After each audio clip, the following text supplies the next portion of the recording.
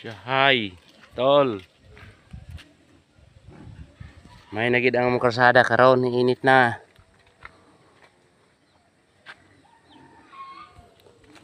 Ay na ang panahon, sana tuloy-tuloy na tol. Ang pag-init diri sa amo Siya dalan diri tolo.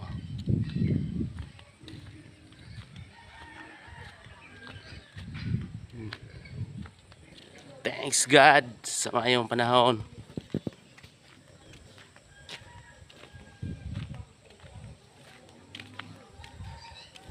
Siya tol.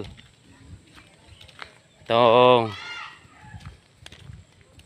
susihon ang atong mga alagang hayop tol. Kay gakinahala na sila ag tagad sa tag-iya. Siya tolo. Ito ang mga alagang baka. Muna siya mayong alagaan tolo. Kuan ra tolo.